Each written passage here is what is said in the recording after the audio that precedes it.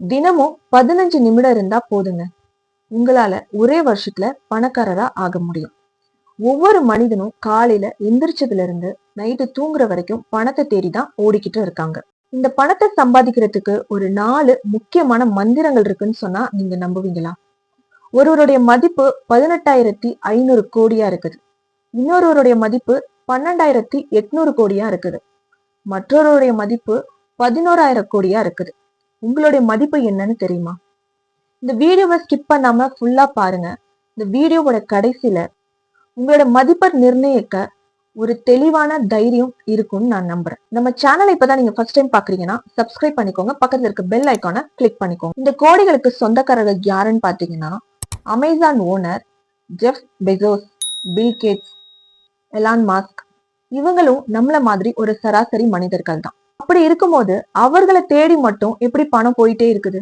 ஆனா நம்ம பணத்தை தேடி ஓடிக்கிட்டே இருக்கிறோம். மத்தவங்க எல்லாம் எப்படி பணக்காரர்களா ஆனாங்க அப்படின்னு நினைச்சு நினைச்சு நீங்க கஷ்டப்படுறீங்க. நம்மளால ஏன் ஆக முடியல? அவங்களுக்கு எல்லாம் லக்கு இருக்குது, நமக்கு லக்கு இல்ல அப்படின்னு ஒரு சலிப்பு வந்திருக்கு.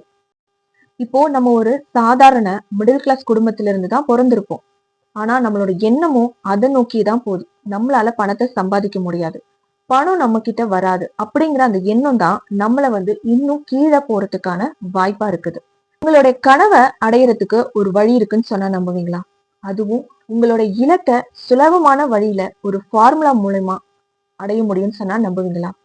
பணக்காரர்கள் அதிக பேரு ஃபாலோ பண்றது, அவங்க வெற்றியோட ரகசியமே அவங்களுக்குன்னு ஒரு சில ஃபார்முலாஸ அவங்க கிரியேட் பண்ணிருக்காங்க. அதனாலதான் அவங்களால என்ன பண்ண முடியுது? பணக்காரர்களாவும் சக்சஸ்ஃபுல்லா அதுல நீடித்து வாழ முடியுது.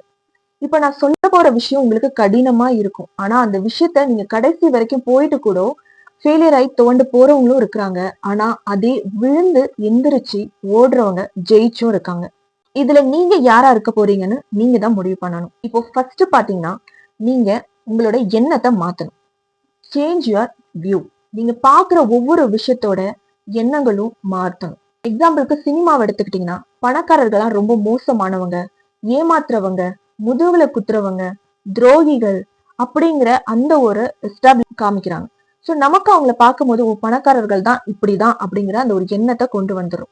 நீங்க உங்களுடைய பணத்தோட கோணத்தை நீங்க மாத்தினாலே, உங்க வாழ்நாள் முழுக்க உங்களோட பண தேவையோட கோணத்தை மாத்தினாலே உங்களால ஜெயிக்க முடியும். ஆனா உலகில இருக்கிற அதிக அளவுல இருக்கிற பணக்காரர்கள் நிறைய விஷயத்துல ஹெல்ப் பண்ணிட்டு இருக்கிறாங்க. பில்கேட்ஸ் இது வரைக்கும் 3600 கோடி அவரு ஹெல்ப் பண்ணியிருக்காரு. எலான் மாஸ்க் 600 கோடி உதவி பண்ணியிருக்காரு. இதே போல வாரன் பஃபட், ரத்தன் டாடா இவங்கெல்லாம் அதிகப்படியா அவங்களுடைய பணத்தை சக்சஸ்ஃபுல்லா ப்ராஃபிட் எடுத்தது மட்டும் இல்லாம மத்தவங்களுக்கும் அதிகமா ஹெல்ப் பண்ணியிருக்காங்க. இதுல பெரும்பாலான பணக்காரர்கள் 61% பணக்காரர்கள் எப்படி இருக்காங்கன்னா, அவங்க சுயமா சம்பாதிச்சு முன்னேறினவர்களா தான் இருக்கிறாங்க.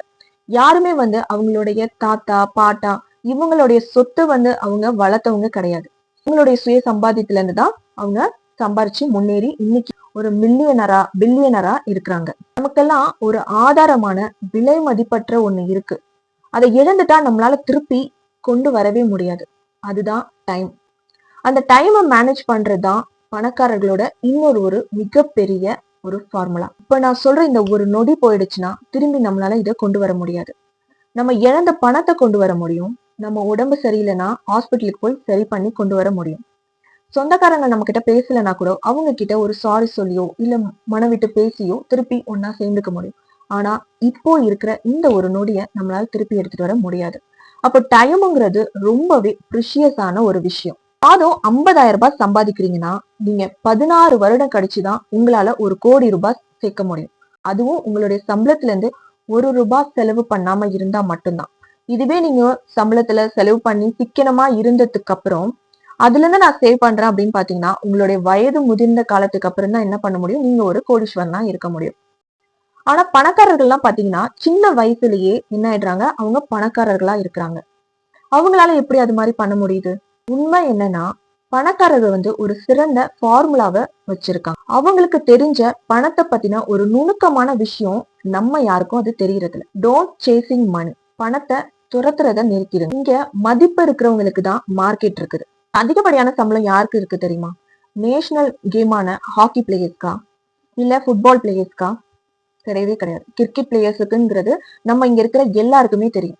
இந்த உலகமே வந்து என்னதான் நம்ம ஹாக்கி வந்து நமக்கு நேஷனல் கேமா இருந்தாலும் நம்ம அதிகப்படியான மக்கள் பெரும்பாலான மக்கள் வந்து கிரிக்கெட்டை தான் விரும்பி பாக்குறாங்க. அப்போ அந்த கிரிக்கெட்டுக்கு அவங்க முக்கியத்துவம் கொடுக்கறதுனால அங்க பிளேயர்ஸா இருக்கிற ஒவ்வொருத்தவங்களுக்கும் லட்சங்களிலும் கோடிகளுக்கும் அவங்க பணம் சம்பளம் கொடுக்கறாங்க. பலாயிரம் லட்சம் மக்கள் ஸ்டேடியத்திலையும் டிவிலையும் அதை அவ்வளவு ஆர்வமா பாக்குறாங்க. அங்க மக்கள் எந்த ஒரு விஷயத்துக்கு உணர்வுகளை அதிகம் கொடுக்குறாங்களோ அங்கதான் அவங்களுக்கு மார்க்கெட் இருக்குது.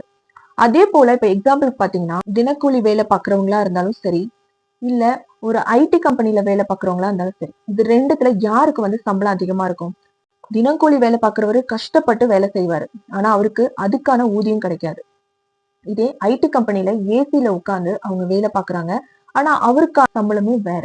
ஏன் இவங்க ரெண்டு பேருக்கும் இந்த அளவுக்கு வேறுபாடு இருக்குன்னு பாத்தீங்கன்னா, தினக்கூலி வேலை செய்யறவருடைய வேலை வந்து யார் வேணாலும் ஒரு 2 நாள் 3 நாள் ஒரு வாரம் கூட இருந்து நம்ம பாத்துக்கிட்டோம்னா கத்துக்கிட்டு செய்ய முடியும். ஆனா இதே ஒரு ஐடி வேலையில இருக்கிறவங்க 4 வருஷம் அதை பத்தின படிச்சு அதோட நாலேஜ் இருந்தா மட்டும்தான் நம்மளால அந்த வேலைக்குள்ள போக முடியும். அப்ப அதுக்கான சேலரி கொடுக்குறாங்க. அப்ப மக்களுடைய உணர்வு எப்படி இருக்குன்னா, இவங்களுக்கு இந்த அளவுக்கு சேலரி கொடுக்கணும், இவங்களுக்கு இப்படிதான் சேலரி கொடுக்கணும்னு அவங்க ஒரு உணர்வை ஆரம்பிச்சு வச்சிருக்காங்க. அப்போ நீங்க அந்த டைமுக்கு இம்பார்ட்டன்ஸ் கொடுத்து, அதாவது மக்கள் எதுல அதிகப்படியான உணர்வை அவங்க வந்து புகுட்டுறாங்க அப்படிங்கறத தெரிஞ்சுக்கிட்டு அந்த டைம் மேனேஜ்மெண்டோட நீங்க அந்த ஒர்க்கை செய்யும் போது உங்களாலையும் பணத்தை ஈஸியா சம்பாதிக்க முடியும். Problem solving. ப்ராப்ளம் சால்விங்னா என்ன? எங்க பிரச்சனைக்கு தீர்வு கிடைக்குமோ அங்கதான் பணம் வந்து சேரும். ஒரு சிக்கலை சரி செய்வது மூலமா அதிகப்படியான பணம் வந்து சேர்றத நீங்களே உணர்வீங்க. ஒரு பிரச்சனைக்கு எங்க தீர்வு கிடைக்குதோ அங்கதான் பணமே கொட்டும். லட்சக்கணக்குல பிரச்சனை இருக்குன்னா அங்க லட்சக்கணக்குல பணம் வரும். கோடிக்கணக்குல பிரச்சனை இருக்குன்னா அங்க கோடிக்கணக்குல பணம் வரும். எக்ஸாம்பிளுக்கு அமேசான் எடுத்துக்கோங்க. அமேசான் எந்த பிரச்சனைக்கு தீர்வு கண்டுபிடிச்சிருக்காங்க?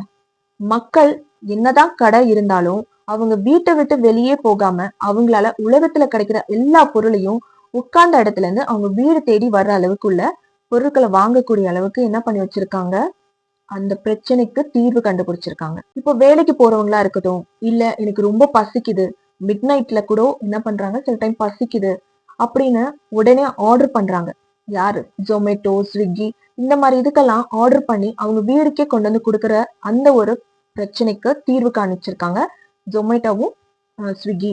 இந்த மாதிரி மக்களுடைய பிரச்சனைக்கு தீர்வு காண்றது தான். இந்த மாதிரி கோடிக்கணக்கான பிரச்சனைகளுக்கு நீங்க தீர்வு காண்ற போது நீங்க கோடிக்கணக்குல என்ன பண்ண முடியும்? பணத்தை சம்பாதிக்க முடியும். இதனால நம்ம பணத்தை தேடி நம்ம ஓடக்கூடாது. நம்ம தேடி ஓட வேண்டியது பிரச்சனைகளை. மக்களுக்கு தீர்க்க முடியாத பிரச்சனைகளை தேடி நம்ம போய் அதுக்கு ஒரு சிறந்த சொல்யூஷனையும் கண்டுபிடிக்கணும். அந்த சொல்யூஷனை நீங்க கண்டுபிடிச்சதுக்கு அப்புறம் தான் நீங்க என்ன பண்ணணும்? ஒரு கம்பெனி ஆரம்பிக்கணும். அந்த கம்பெனி ஆரம்பிச்சதுக்கு அப்புறம் அந்த ப்ராப்ளம் கேட்ட சொல்யூஷனை நீங்க கொடுக்கும் போது மக்கள் கிட்ட நீங்க அதிகப்படியான ரீச் ஆக முடியும். அதாவது சிக்கல்களை நீங்க தீர்க்கும் போது உங்களால அதிகப்படியான கோடிக்கணக்கில் பணத்தையும் சம்பாதிக்க முடியும். ஃபோர்த் ஒன் பாத்தீங்கன்னா ஸ்கேலபிலிட்டி. இப்போ உங்களுடைய சொல்யூஷன் வந்து பல மடங்கு உதவக்கூடியதா இருக்கணும். பல லட்சம் மக்களுக்கு உங்க சொல்யூஷன் வந்து தீர்க்கக்கூடியதா, அவங்களோட பிரச்சனை தீர்க்கக்கூடியதா இருக்கும்போது கிட்ட கொண்டு போய் சேர்க்கதா இருக்கணும். சொல்யூஷன் வந்து அதிக அளவு ரீச் ஆகக்கூடியதா இருக்கணும். இப்போ ஒரு எக்ஸாம்பிள் பார்க்கலாம். இப்போ எக்ஸாம்பிள், நீங்க ஒரு ஹோட்டல் ஸ்டார்ட் பண்றீங்க. ஒரு கமர்ஷியல் ஸ்ட்ரீட்ல நீங்க ஒரு ஹோட்டல் ஸ்டார்ட் பண்றீங்கன்னா அங்க வந்துட்டு போறவங்களுக்கு மட்டும்தான் அது யூஸ் ஆகும். இப்போ அதே இடத்துல பல ஹோட்டல்ஸ்களும் இருக்கலாம். ஆனா உங்க ஹோட்டல்ஸ்க்கு தான் தேடி வருவாங்கங்கிறது நிச்சயம் கிடையாது. இதை நீங்க ஸ்கேலபிள் பண்ணணும்னா சாஃப்ட்வேரா சேஞ்ச் பண்ணும்.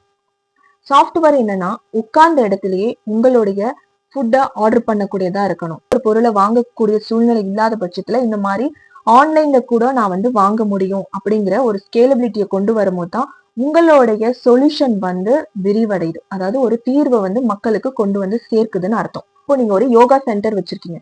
அந்த யோகா சென்டர்ல 1 ஹவருக்கு பர் ஸ்டூடெண்ட்க்கு நீங்க 1000 ருபீஸ்னு சார்ஜ் பண்றீங்க. அப்போ ஒரு நாள் ஃபுல்லா நீங்க வந்து அந்த கிளாஸ் நீங்க எடுத்துட்டு இருக்கீங்க. ஒரு பர்சனுக்கு 1 ஹவர் நீங்க எடுக்கும் போது உங்களால எல்லா விஷயத்தையுமே வந்து அதுல சொல்லி கொடுக்க முடியாது. அப்ப நீங்க ஒரு வீடியோவா மேக் பண்ணி நீங்க அதை அப்லோட் பண்ணும் போது உலகத்துல இருக்கிற பலாயிரக்கணக்கான மக்கள் என்ன பண்ணுவாங்க? அதை பார்ப்பாங்க. பாக்குறது மூலயமா உங்ககிட்ட வந்து ஜாயின் பண்ணுவாங்க. ஆன்லைன்ல கூட உங்களால அதை கிளாஸ் எடுக்க முடியும்.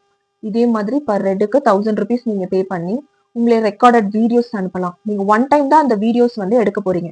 ஆனா அதை நீங்க என்ன பண்றீங்க? கண்டினியூஸா அடுத்தடுத்து வர்றவங்களுக்கு கிளாஸ் ஜாயின் பண்றவங்களுக்கு ஷெட்யூல் பண்ணி நீங்க ஒவ்வொரு வீடியோவா அனுப்பலாம். இப்ப இதே நீங்க யூடியூப்ல வீடியோ போடுறீங்கன்னா அது எத்தனை வருஷம் ஆனாலும் அது அப்படியே இருக்கும், அழியாது. அப்போ அது எத்தனை பேரு, எத்தனை லட்சக்கணக்கான கோடிக்கணக்கான பேர் என்ன பண்ணும், ரீச் ஆகும். அது மூலியமா அதை பாக்குறது மூலியமா உங்களுக்கு நிறைய ஸ்டூடெண்ட்ஸ் வந்து சேருவாங்க. இடத்துல இருக்கிறோம்னா அந்த விஷயத்த, அந்த கம்பெனியை வந்து நீங்க விரிவுபடுத்தணும். இதுதான் ஸ்கேலபிள். ஒரு பிரச்சனையை கண்டுபிடிச்சீங்க, அந்த பிரச்சனைக்கு தீர்வையும் நீங்க கண்டுபிடிச்சிட்டீங்க. அந்த கண்டுபிடிச்ச சால்வை வந்து நீங்களே தான் சரி பண்ணணும் அப்படிங்கிற அவசியம் எடுத்துக்கிட்டீங்கன்னா உங்களால டைம் மேனேஜ்மெண்ட் பண்ண முடியாது. அதுக்கு ஒரு வேலையாட்கள் வைக்கலாம். உங்களாலையும் ப்ராஃபிட் பண்ண முடியும். உங்களால எல்லா விஷயத்திலையும் கொண்டு போய் சேர்க்க முடியும். நீங்க வேலை செஞ்சுதான் அந்த ப்ராஃபிட்டை கொண்டு வரணும்னு இல்லாம ஒரு வேலை ஆட்களை வச்சு கூட இந்த மாதிரி பண்ணலாம். இல்லைன்னா ஒரு பிரான்சைஸ் மூலயமா கூட உங்களுடைய சால்வை நீங்க அவங்களுக்கு கொடுக்கறது மூலயமா நீங்க வேலையே செய்யாம என்ன பண்ண முடியும், பணம் சம்பாதிக்க முடியும். 13 எம்ப்ளாயிஸ் இருந்த இன்ஸ்டாகிராம ஃபேஸ்புக் வந்து 1 பில்லியன் கொடுத்து அதை வாங்கியிருக்காங்க. அப்போ நீங்க உருவாக்குன உங்க கம்பெனிய நீங்க அடுத்தவங்களுக்கு வேல்யூ ஆடட் கொடுக்கறது மூலயமாவும் உங்களால சம்பாதிக்க முடியும். பிரான்சைஸ் கொடுக்கும் போது உங்களுடைய கம்பெனிய நல்லா பாத்துக்கக்கூடிய, அந்த வளர்ச்சி பண்ணக்கூடிய, ஒரு இன்ட்ரெஸ்டடா இருக்கக்கூடிய ஒருத்தவங்களுக்கு நீங்க என்ன பண்ணலாம், பிரான்சைஸ் கொடுக்கலாம்.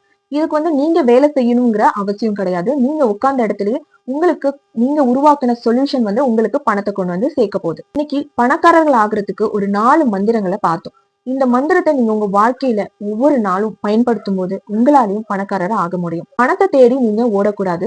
பணத்தை தேடி ஓடிட்டு இருக்கத இன்னைக்கே ஸ்டாப் பண்ணுங்க. பணம் உங்களை தேடி ஓடி வர வைக்கணும்.